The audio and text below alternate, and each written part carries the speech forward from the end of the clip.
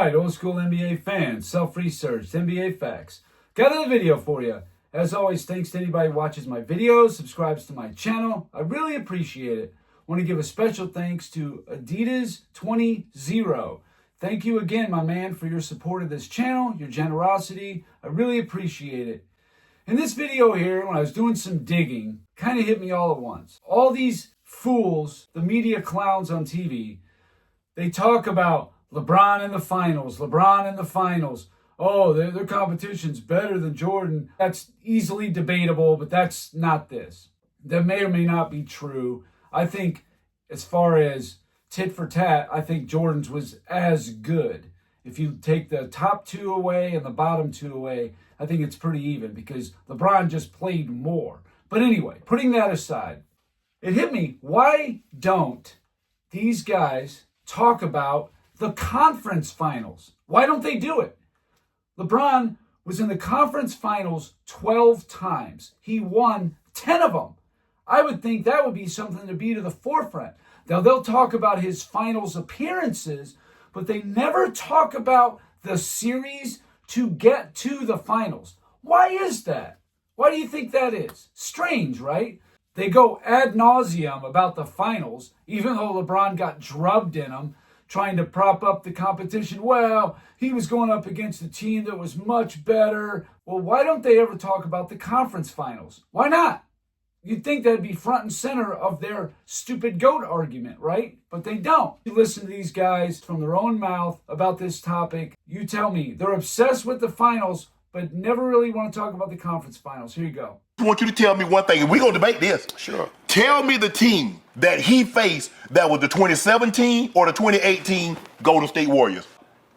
He didn't even play nobody. Come on. Let me ask you a question. I'm going to do you like this here. Sure. Tell me the guy that he faced that was the equivalent of Kevin Durant in the NBA Finals. Michael Jordan. How many Hall of Famers do the Spurs have? You hate the Spurs. You always call them broccoli. But that doesn't mean their coaches going to the Hall of Fame. Duncan, Parker, and Manu. Michael Jordan was going up against the Goon Squad in New York. Patrick Ewing, Hall the of Famer. late, great Anthony Mason. Not a Hall of Famer. Charles Oakley. My good friend, not a Hall of Famer. John Starks. Not a Hall of Famer. It doesn't matter. They were beating his butt. Is Kevin Garnett going to the Hall of Fame? Yes. Is Paul Pierce going to the Hall of Fame? It's a different Is time. Ray Allen going to the Hall of Fame? And they beat him too. We broke him down. LeBron's got 3 rings where in the finals, he beat a team that was far better than any team Jordan ever beat. Best team Jordan ever beat in the finals is 96 Sonics. It's a really, really, really good team. Don't hold a candle to the Thunder with KD, Russ, and Harden. Don't hold a candle to the 4 Hall of Famer San Antonio Spurs, and certainly don't hold a candle the 73-9 Warriors with a unanimous league MVP. And if we want to take it further, Broussard, if you look at the 16 LeBron and MJ finals appearances, and we ranked all of the opponents, the 7 hardest belong to LeBron James. The hardest finals opponents are all on LeBron's side of the ledger.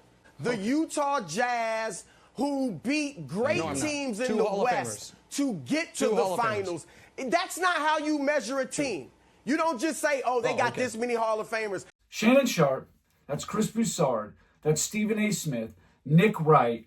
They're all clowns. They never really want to talk about the conference finals. Even the guys like Broussard and Skip Bayless, the guys who are the quote-unquote Jordan guy, they don't ever bring it up either. I'd be hammering it home. Well, I think I have the answer as to why they don't talk about it. I'm going to get into it right now. LeBron James, like I said, went to the conference finals 12 times, and he won 10 of them. So on its face, you're thinking, wow, that's incredible. Even though Magic Johnson went to the conference finals 10 times and won 9 of them. He's actually 9-1, a better record than LeBron. Whatever. If we take a closer look at these conference finals, this 2007 Detroit team that everybody goes all in about oh, LeBron, he carried bombs, upset Detroit. Detroit was only 3 wins better than they were, and they were far from a great team, very far from it. In 2007, in the conference finals, Cleveland plays Detroit. Detroit's a 53-29 team. They're the 6th net rated team. The Hall of Famers on the team are Chauncey Billups, who was 30 years old. He finished 11th for MVP. And Chris Webber, who was 34, getting you 8.7 points per game in the playoffs. This is a guy averaging almost 21 points a game for his career. So obviously, he's not the same player as a prime Chris Webber. Chauncey Billups was definitely a prime Hall of Famer, no question. Chris Webber was not. And this team was definitely very beatable. For a conference final team, you should probably be in the top 5 net rated, just because that's the Final Four. And you should have a pretty good record, at least 55 wins on the low end, and they were a 53-win team. So to me, this is definitely a below-average team to be playing in the conference finals. And Cleveland did win. They needed that huge miracle game from Daniel Gibson in Game 6 to make it happen, but I covered that in a video a couple days ago, so I'm not going to go on about that. The next conference finals was 2009 Orlando. They got beat, upset in 6 games, Cleveland did. The one prime Hall of Famer was Dwight Howard. And the reason I'm naming these is because you heard in the clips, they make such a big deal about Hall of Famers. How many Hall of Famers on that San Antonio team? Oh, Oklahoma City had 3 Hall of Famers. You hear it. That's all they talk about. But the conference finals, a little different. That doesn't go right into their narrative, see? That's why they stay away from the conference finals, because it is the exact opposite of the narrative they're trying to portray for the finals. Now, Orlando didn't have Jameer Nelson, one of their all-stars. They were 32-10 with Jameer Nelson, 27-13 without him. It wasn't a huge difference, but it was a difference. Instead of winning 2 out of every 3 games, you're winning over 3 out of every 4 games with Jameer Nelson. Definitely made a difference. But even without him, they still got beat. Orlando was the 4th net-rated team. Now that's what I'm talking about. That's more in line of what a team should be. But they played the second half of the season and the playoffs without Jameer Nelson. Something to keep in mind. The next conference finals, the 2011 Chicago Bulls. The Bulls were 62-20, the 2nd net-rated team. They had the MVP, Derrick Rose, even though he didn't play like it.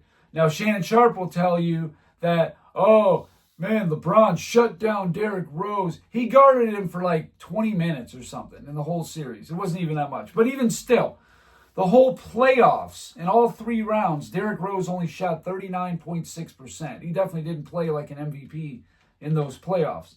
But ultimately, they have no Hall of Famers on their team. None. The next conference final opponent was 2012, Boston Celtics. Boston was 39-27. And if you prorate that to an 82-game schedule, that's 48.4 wins. That's it. They did beat them in 7. I think Chris Bosh not being there definitely contributed. But the LeBron fans will tell you Bosh was not that great, no big deal. Then if he's no big deal, don't cry when he's not there, and they barely win in 7. They were the 11th net-rated team in the NBA, not even top 10. And that's who you're playing in the conference finals. That's really nice if you're Miami. That's a gift. They had 3 Hall of Famers on that team, none of them in their prime, no matter what Shannon Sharp or anyone else says. Kevin Garnett, at the time of that series, was 36 years old. Paul Pierce was 34 and a half, and Ray Allen was 1 month from being 37 years old. Rajon Rondo, it turns out, was the best player on that team. He finished 8th for MVP. And like I said, Miami did win it in 7, but no prime Hall of Famers on that team at all. They talk about the Lakers, the Pistons, oh, they got old. Well, Boston absolutely got old in 2011 and 2012. That can't even be debated. The next conference finals, 2013, Indiana Pacers, 49-32, playing a team in 2 years in a row, not even winning 50 games. Again, a gift. They were the 8th net-rated team. Miami won in 7. They needed 7 as a 66-win team to beat a 49-win team. Kind of funny. The only All-Star on the team was Paul George. Now, he may or may not be a Hall of Famer. I don't know. Based on who's been getting in lately, I'm guessing he will. So, okay, we'll throw in Paul George. Just do it. Okay. Paul George, one prime Hall of Famer there. Great.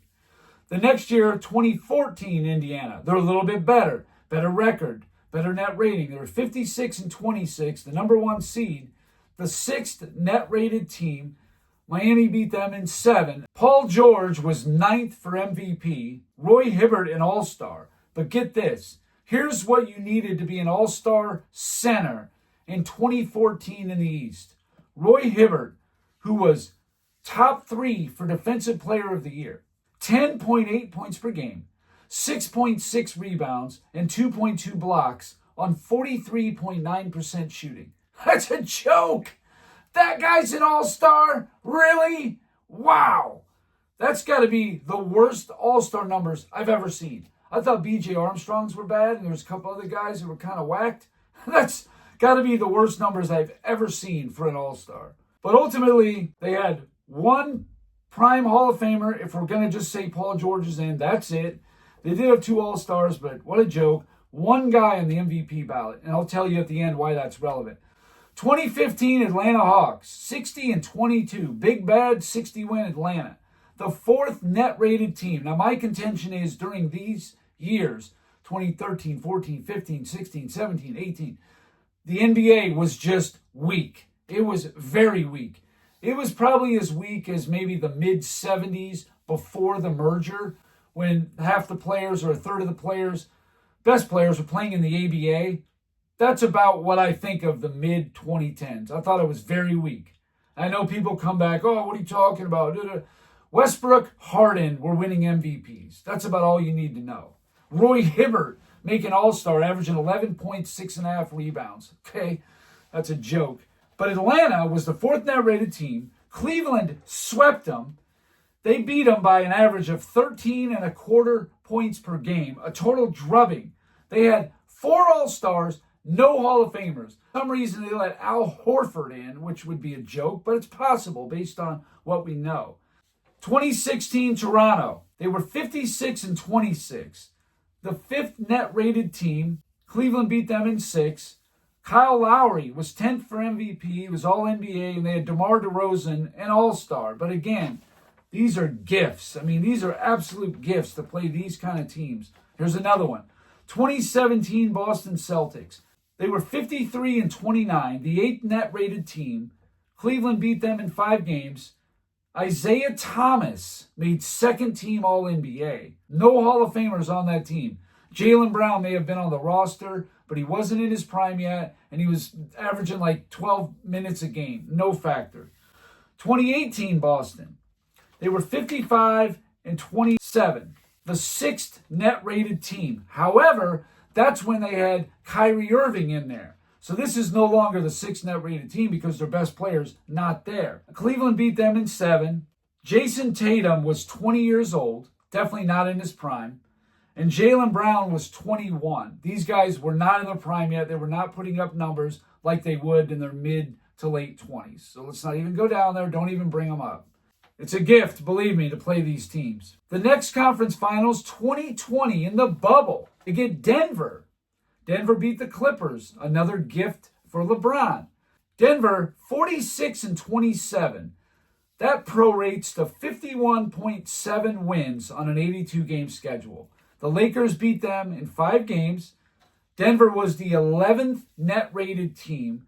Jokic finished 9th for MVP and was the only Hall of Famer on that team. The last one, 2023 Denver. They were the champions. 53 and 29, the 6th net-rated team. The Lakers got swept by them. Again, Nikola Jokic, the only Hall of Famer, going to be a top 100 player on this list. That's it. That's the only one. And the 2023 Denver Nuggets were the only team they played that won the championship, basically, because they went 10 and 2. So all told, LeBron's 12 conference finals opponents, 4 of them were top 5 net-rated teams. 4 out of 12 in the conference finals were top 5 net-rated teams. 2 of them were outside the top 10. That's insane. I think they were number 11, both of them. Also, out of the 12 teams, only 3 of them had 57 or more wins. That's it. 3 out of 12. To me, that's nuts. In fact, even if you want to say 55 games, half had 55 or more wins. Half. 6 out of 12. This is the conference finals we're talking about. You should be playing a 58, 57, 60 win team. Nope. I don't think so. He played the Hawks and he played the Bulls. 15 Hawks, 2011 Bulls. That's it for 60 win teams. Orlando, I think, was 59 wins. It's insane. The only prime Hall of Famers out of all 12 teams were Nikola Jokic twice, Chauncey Billups, Dwight Howard, and then I'm giving him Paul George twice, and then maybe Rajon Rondo. He might get in. I wouldn't put him in, nor Paul George, but they might. Even still, in those 12 series, the only prime, that's a key word, prime, Hall of Famers LeBron played, Jokic twice, Billups, Dwight Howard. If you want to say George twice and you want to say Rajon Rondo, that's 7. 7 out of 12 teams. Now, this is the thing to me that's stunning. Of the 12 conference final opponents that LeBron James played in his career, no team had more than 1 player on the MVP ballot. They'll go on and on about, only had 1 Hall of Famer. You heard Shannon Sharp when Michael Rappaport said they had Charles Oakley, not a Hall of Famer. They had John Starks, not a Hall of Famer. See what I mean? So, Hall of Famer or a bum. That's what they're saying. Then, admittedly, LeBron played a bunch of bums in the conference finals. This is why they don't want to talk about it. Now let's take a look at Michael Jordan's conference finals opponents. You'll find this to be much different. First one was in 1989. Now remember, the Bulls were only a 47-win team. LeBron was never a 47-win team in the conference finals in the East. I think he did in 23 when he played Denver or whatever, but never in the East. The first year, Detroit in 89 was 63-19, best record in the NBA. 4th net-rated team. They got beat in 6 games. Detroit was also the number 3 defense. What did they have? They were the 2nd best team in the NBA of opponents, points per game. They had Isaiah Thomas, who was 17th for MVP. Joe Dumars also tied for 17th for MVP. So you got 2 guys on the MVP ballot. Dennis Rodman, all defense. That's 2 top 75 players and a Hall of Famer. 3 Hall of Famers in their prime. That year, they would have been 26 and 28 and 28. 1990 Detroit, 59 and 23. The 3rd net-rated team in the NBA. The Bulls got beat in 7. They were the number 2 defense, number 1 opponent's point per game. They had Isaiah again, 13th in MVP. The Defensive Player of the Year, Dennis Rodman. And Joe Dumars was 13th for MVP. And all 3 players, Thomas, Rodman, Dumars, made All-Star. I don't think All-Stars is powerful. I think the other stuff is because Roy Hibbert made an All-Star. So that tells you all you need to know about that. The 1991 Pistons. This is the team that all the media says, they got old. They weren't as good. Okay, let's visit that. Keep in mind that Isaiah Thomas missed, I think, 36 games in the season and missed some playoff games. That had a lot to do with why the record went down a bit. The 91 Pistons were 50 and 32. For a conference finals team, yes, that's lower than it should be. But the other team, the number 2 seed Boston, who was 56 and 26, well, Bird was hobbled and hampered with injuries. Bird didn't play but about half the series, and he was not anywhere near effective as he usually is. But even still, Detroit 91 was the 7th net-rated team. They still had Isaiah Thomas finished 13th for MVP, Joe Dumars finished 15th for MVP, and Dennis Rodman won Defensive Player of the Year. They were the number 4 rated defense and number 1 opponent's points per game.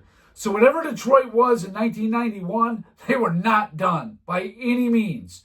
This team was still quite strong. Just because the Bulls swept them shouldn't matter. 1992 against Cleveland. Cleveland's 57-25. They're the 5th net rated team. The number 2 offense in the NBA. The Bulls beat them in 6. They had Mark Price, who finished 7th for MVP, and Brad Daugherty, who finished 11th for MVP. You'll find that to be pretty strong, and I believe Larry Nance made an all-defense on that team as well. Very good team. 57-25, they get no respect. They should, but they don't. 1993, the New York Knicks.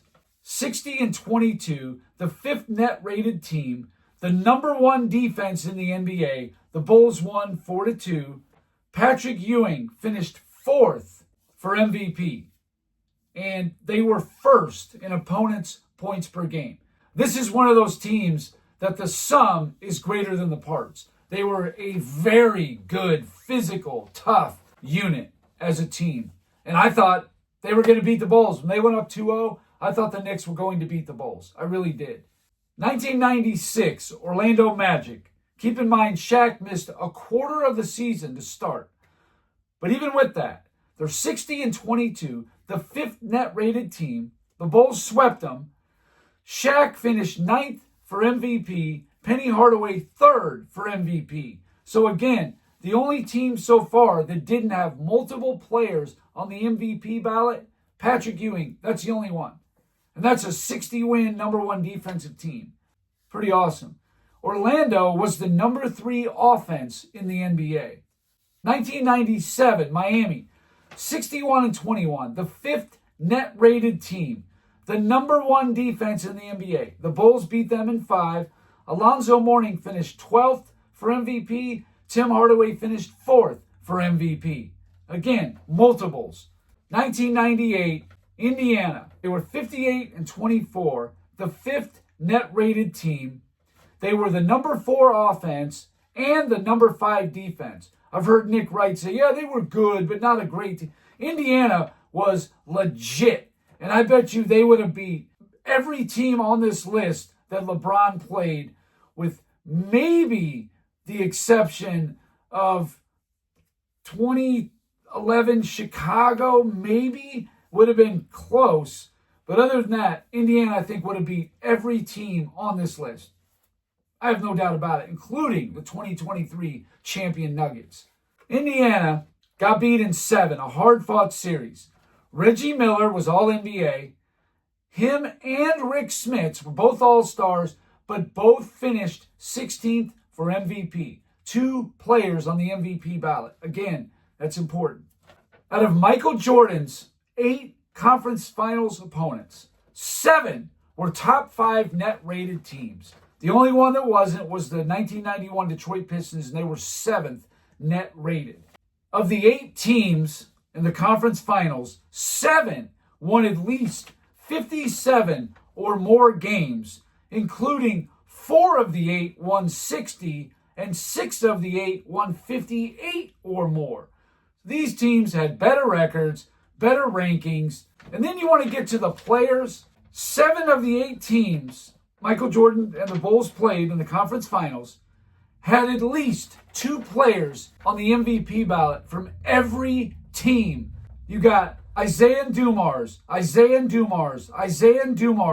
Price and Daugherty, Shaq and Penny, Mourning and Tim Hardaway, Reggie Miller and Rick Smits. The only one that didn't was Patrick Ewing on the 93 Knicks.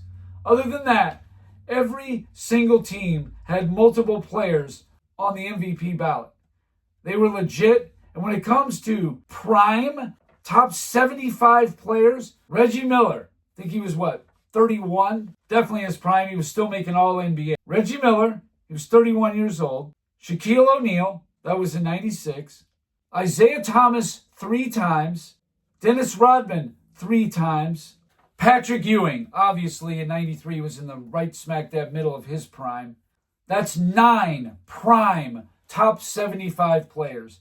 And the fact is, LeBron did not play any prime top 75 players. Now, we're going to say Nikola Jokic is going to be a top 100 player, sure. So we'll give him the 2.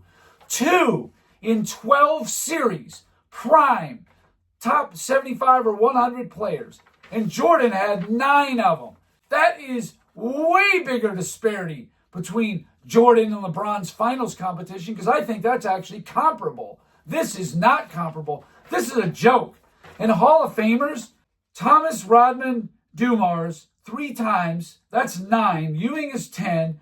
Shaq, Mourning, Tim Hardaway, Reggie Miller. 14 Hall of Famers in 8 series. And over here you got, and I'm talking about prime. I'm saying between 23 and 32 years old. The only prime Hall of Famers over here, and I'm giving him Paul George. Paul George twice, Rajon Rondo, Nikola Jokic twice, and Chauncey Billups. That's it. 7 in 12 series. Jordan's got double that in 8 series. What can you say? This is a joke, and this is why they never want to talk about the conference finals. Because it is a bloodbath. It is a drubbing. They just do not want to talk about it. They just go right to the finals. Because they know the conference finals is a laughable joke when it comes to LeBron's competition. Jordan's was much stronger.